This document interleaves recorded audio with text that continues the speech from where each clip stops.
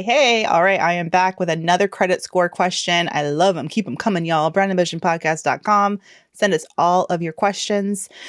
Our first question comes from an anonymous listener who had the, courtesy of giving me her own pseudonym, and I'm a fan. Balance Transfer Bell. Hello, Balance Transfer Bell. Let's talk. She says, hello and hi, all my love and care to Tiffany. I have a question.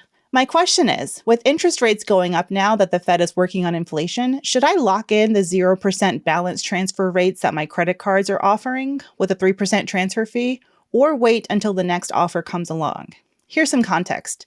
I've been for the last 2 years rolling over approximately $60,000 of debt on credit cards. I have been underemployed during COVID and in a precarious living situation. In order to keep all those plates spinning, I decided it was better to borrow the money from myself and deal with the 3% balance transfer fees and make sure all my bills, like student loans, car notes, rent, were paid on time. As a result, my credit isn't great because my balance to limit ratio are high, but I have zero issue paying my bills on time. I've done this now for 2 years, and I honestly believe this year soon I will finally get a decent job and be able to pay down this loan. But a few additional things about this 60K worth of credit card debt that I have been rolling along. So they're spread against different cards, and they all have different terms that are up at different times. I know I need to move the money before those terms expire so I don't get hit with additional interest. But the offers come when they come. So there's no guarantee that a new 0% balance transfer offer will come in time. Also, I should let you know that I put a large amount of money that I had sitting in savings in the stock market. I didn't need to use all the money, but I wanted to make sure I could make my minimum payments and have an emergency fund. I want to leave that money in the market in order to not take a loss. I know it's a lot, but I want to leave my money in the market, invest, and pay off these loans in the next year and a half. But I want to know if the next balance transfer offer that pops up overlaps with my 0% offer. Should I jump at it? Because even with the added cost of a balance transfer fee, it could be a safer bet since rates are finally rising. Let me know what you think. I appreciate all that you do.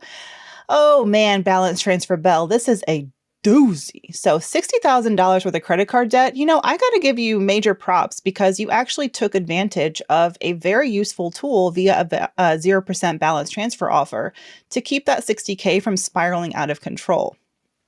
It's a lot of credit card debt. And because it's spread across different cards, it's still a lot to juggle. You have to keep up with those term expiration dates.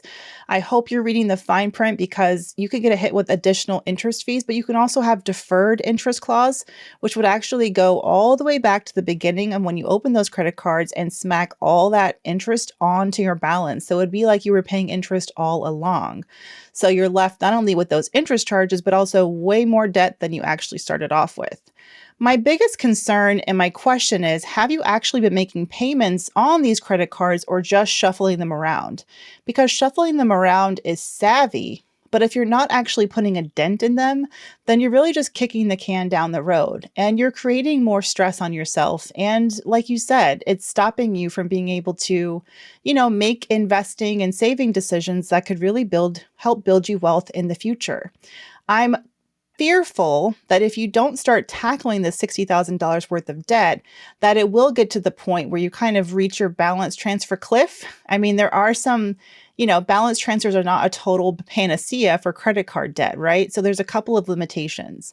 One, you typically cannot transfer a balance from a credit card at a certain bank to the same bank. So that means if you've got $10,000 on a Chase credit card, even if Chase has a 0% balance transfer offer, you can't transfer that balance onto a Chase credit card. You have to go to another issuer or bank and find a 0% balance transfer offer from them. There also may be limitations on how often you can transfer balances, at one bank to the other. So definitely want to read that fine print. You've put a bunch of money into the market, and I get what you're saying. You don't want to take it out. You don't want to lose and miss out on those gains. And I think that is it makes a lot of sense. But the fact that you were able to invest in the market tells me that you've got extra money and extra funds that you could be using to pay down this credit card debt. So I would think a little bit differently about how much money you're putting toward your investments and instead start siphoning some of that money to your credit card debt. That 60K, like I said, you're managing it right now. But it's like spinning plates, and you keep not only spinning plates, but you're like doing it on your tippy toes, and then you're going to try to like lift one foot off the floor, and you're just making it's getting harder and harder. Then you're going to be like, oh, I can do it, but I can put one hand behind my back. Eventually, it's all going to come crashing down. So that's why I want you to come up with a plan that lets you put additional funds toward that debt. Now, I know that this is Brown Ambition, and we talk about the importance of investing and wealth building, sure, but I don't want you to lose sight of that credit card debt, because honestly, paying down debt can also be a form of investing, especially if that debt is going to be costing you or has the potential to be costing you down the line. So maybe what you could be doing while you're enjoying the remaining terms of your 0% balance transfer options that you've got is to start creating a bit of a cash nest egg that you can use to start paying down those credit cards sooner rather than later. And maybe whatever you've put into the stock market so far, you kind of let that sit and you say, cool, I put this windfall into the stock market. I'm going to let that rock and I'm not going to touch it. That's fine. But you've got to throw everything you've got left at these credit cards. Now, you talk about 0% balance transfers also not always coming around every day of the week. While it's true, especially if banks know, and they always have a way of knowing, don't they? If you're someone who's likely to take advantage of balance transfer offers, I imagine you get a lot of those offers in your email or in your old snail mail through the mailbox. That being said, you don't always have to wait for an offer to come across your inbox in order to take advantage. You can actually use sites like NerdWallet, Magnify Money, just do a quick Google search to see what banks out there are offering 0% balance transfer cards right now. And you can take advantage of those, if you qualify. I'm actually really impressed that you say you've managed to maintain such a high credit score, even though you're maintaining pretty high balances. And that's probably due to the fact that, like you said, you haven't been missing payments because you've been savvy enough to take all those spinning plates and move them around strategically to different various 0% balance transfer options. That's super savvy. But how long can you keep that up?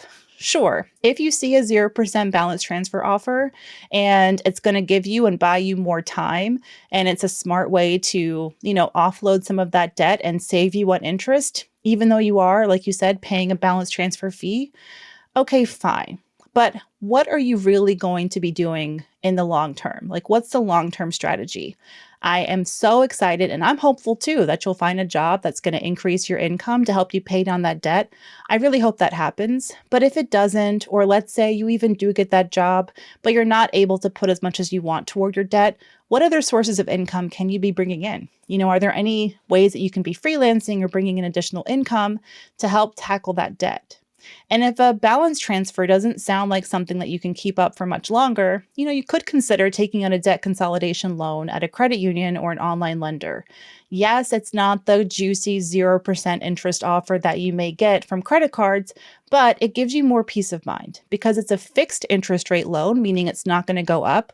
You mentioned the Fed has been raising rates to combat inflation, which it does. That's the whole point of the Fed, which means that credit card debt and other types of loans can get more expensive. So it can be nice to lock in a fixed interest rate through a debt consolidation loan, like a personal loan through a credit union or a lender, because at least then this rate is my rate. No matter what the Fed does, I'm going to get this juicy, great rate. And because you've got decent credit, your chances of getting one of the lower rates is fairly high. I mean, obviously, I don't know all of your information, but let's just assume it is. So look into that. Fixed rate, fixed term personal loan. And by fixed term, I mean they're going to give you a loan and say, you're going to owe this. This is your monthly payment for the next 5 to 7 years or whatever the term of your loan is. And then you always know what your monthly payment is going to be. And because it's a fixed rate loan, the rate is not going to change. So as much as balance transfer cards are a good option, they are a Band-Aid. And I think a long-term debt payoff solution, like a debt consolidation loan, can make some sense. But because balance transfers are so good and you got your 0% offer, Hey, you've already proven that you can multitask like no other. Like women are freaking amazing at multitasking. I just know there's a lot of men out there who probably couldn't. Not to, I know men are not a monolith, but to manage all those different cards and all those different term limits and balance transfer offers, like that is no small feat. So, I commend you for that. And I say, as long as you can keep it going and you're not, losing sleep and your eyes are not spinning out of your head, continue taking advantage of those 0% balance transfer offers as long as you can get them and you can qualify them. But when it starts to look like you're going to need a way to help pay off some of this debt beyond balance transfers, consider a debt consolidation loan. Consider starting a relationship with a credit union.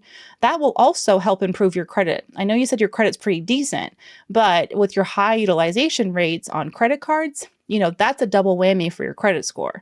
Not only is a high utilization going to diminish your credit score because it's like the second biggest factor of your credit score, that high utilization rate, but it's the types of debt that you have too. It's the revolving credit card debt.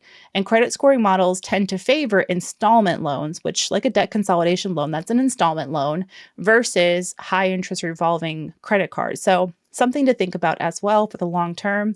But in the meantime, I'm going to change your name from Balance Transfer Bell to Balance Transfer Badass. Okay. Thank you so much for sharing your question.